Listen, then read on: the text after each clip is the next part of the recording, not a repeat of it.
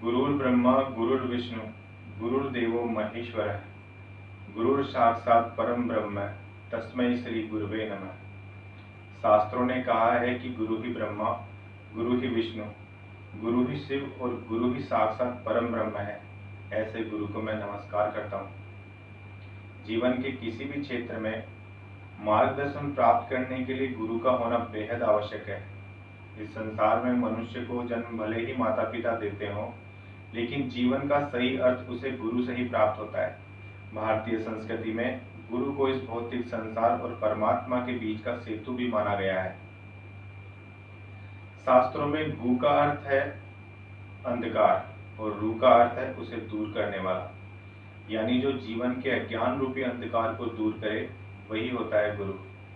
प्राचीन धर्म ग्रंथों और इतिहास में जीवन में गुरु के महत्व, जीवन में गुरु के स्थान, उनके प्रति आदर और सम्मान व्यक्त करने के कई प्रसंग मिलते हैं, जिनमें से कुछ को प्राचीन कथाओं और महापुरुषों के महान कथनों के माध्यम से सप्रमाण आपके सामने मैं प्रस्तुत करने जा रहा हूँ।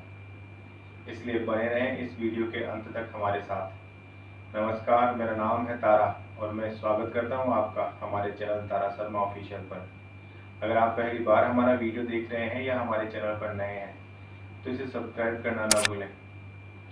प्राचीन भारतीय परंपरा के महाकाव्य रामचरितमानस में गोस्वामी तुलसीदास जी ने कई अवसरों पर गुरु की महिमा का उल्लेख किया है। जैसे गुरु के प्रति आदर और सम्मान प्रकट करते हुए रामचरित के प्रथम सोपान बालकांड के एक सोरठा में तुलसीदास जी लिखते हैं, बंदऊ गुरुपद कंज कृपा सिंधु नर रूप हरि, महामोह तम पुंज तासु वचन रविकर निकरे।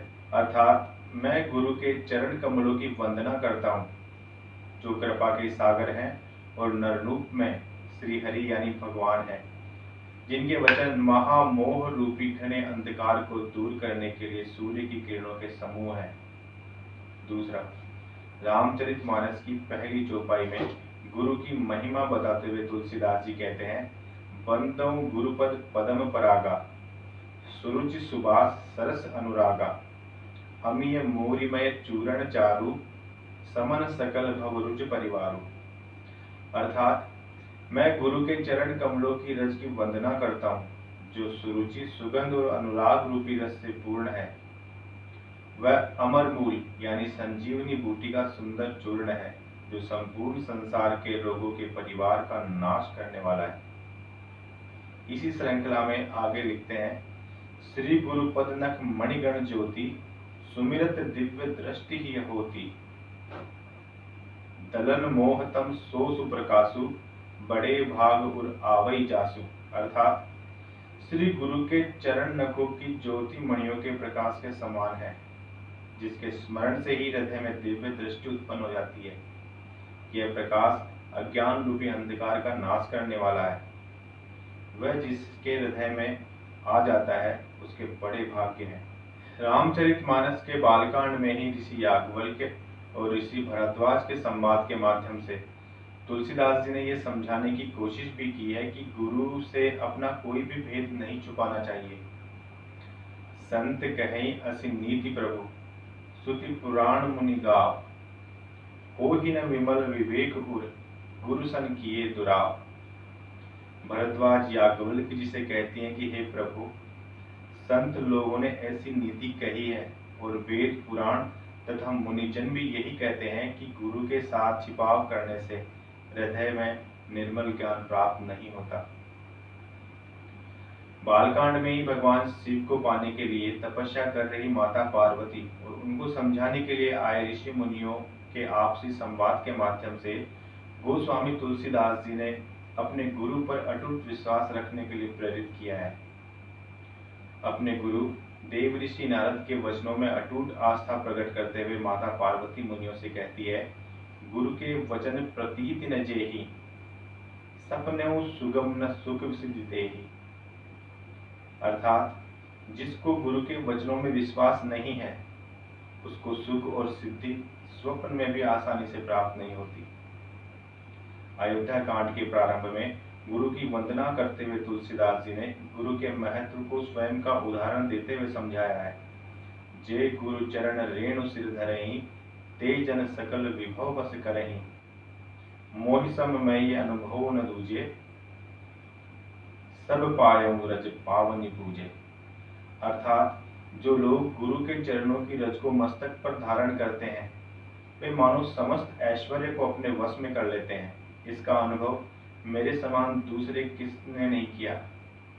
आपकी पवित्र चरण रज की पूजा करके मैंने सब कुछ पा लिया। अयोध्या कांड में ही राम और सीता के संवाद के माध्यम से तुलसीदास जी ने एक दोहे में कहा है कि सहज सुरद गुरु स्वामी सिख, जे न करे सिर मानी, सो पचिताई अघाई उर, अवसि होई हितहान। भगवान श्री राम सीता जी से कहते हैं, स्वाभाविक ही हित चाहने वाले गुरु और स्वामी की सीख को जो नहीं मानता, वह बाद में खूब पछताता है और उसके हित की हानि होती है। रामचरितमानस के उत्तरकांड में काकभूषुंडी जी के माध्यम से जीवन में गुरु के महत्व पर प्रकाश डालते हुए तुलसीदास जी कहते हैं, गुरु बिन भवनिधि तरई न कोई, जो बिरंच शंकर सम होई। अर्थात गुरु के बिना कोई भी भवसागर पार नहीं कर सकता, चाहे वह ब्रह्मा जी और शंकर के समान ही क्यों न हो।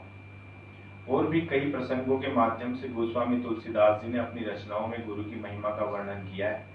महान कृष्ण भक्त सूरदास जी के जीवन के अंतिम क्षणों में उनके गुरु भाई श्री चतुर्भुज दास जी ने उनसे पूछा कि हे देव, आप जीवन भर कृष्ण माधुरी छलकाते रहे, आपने कृष्ण भक्ति में अनेकों पद रचे, कृष्ण धुन में ही मंजीरे खनकाते रहे, आप कृष्ण कृष्ण करते करते स्वयं कृष्णमय हो गए, लेकिन आपने कभी अपने और हम सबके गुरु श्री वल्लभाचार्य जी के लिए कुछ नहीं कहा। गुरु महिमा में पद ही नहीं रचे। यह सुनकर सूरदास जी बोले, अलग पद तो मैं तब रचता जब मैं गुरुवर और श्री कृष्ण में कोई भेद समझता। मेरी दृष्टि में तो स्वयं श्री कृष्ण ही मुझसे मिलने के लिए वल्लभ बनकर आए थे। ऐसा कहकर सूर्य ने आखिरी सांस भरी और जीवन का आखिरी पद गुनगुनाया। अपनी संपूर्ण श्रद्धा अपने गुरु के चरणों में समर्पित कर वे बोले, भरोसो दृढ़ इन चरणन केरो, ती वल्लभ नख चंद्र छटा बिन, सब जग मांझी अंधेरो। साधन और नहीं या कली में, साधन और नहीं या कली में, जासो होत निवेरो। सूर कहा गए द्विविध आंधरो, बिना मोल को चेरो। सूरदास जी ने कहा कि मुझे केवल एक आस, एक विश्वास, एक दृढ़ भरोसा रहा और वह इन गुरु चरणों का ही रहा है। श्री वल्लभ न आते तो सूर सूर न होता। उनके नखों की चांदनी छटा के बिना मेरा सारा संसार घोर अंधेरे में समाया रहता। इस कलिकाल में पूर्ण गुरु के बिना कोई साधन और चारा नहीं है जिसके द्वारा जीवन नौका पार लग जाए। सूर आज अपनी अंतिम घड़ी में कहता है कि मेरे जीवन का बाहरी और भीतरी दोनों तरह का अंधेरा गुरु वल्लभ ने ही हरा, वरना मेरी क्या विसाख थी, मैं तो उनका बिना मोल का चेहरा भर रहा। महान संत कबीरदास जी ने गुरु के बारे में कहा है कि सब धरती कागज करूं, लेखनी सब बन राय, सात समुद्र की मसी करूं, गुरु गुण लिखा न जाए। कबीरदास जी कहते हैं कि सब पृथ्वी को कागज, सब जंगलों को कलम और सातों समुद्रों की शाही बनाकर लिखने पर भी गुरु के गुण नहीं लिखे जा सकते।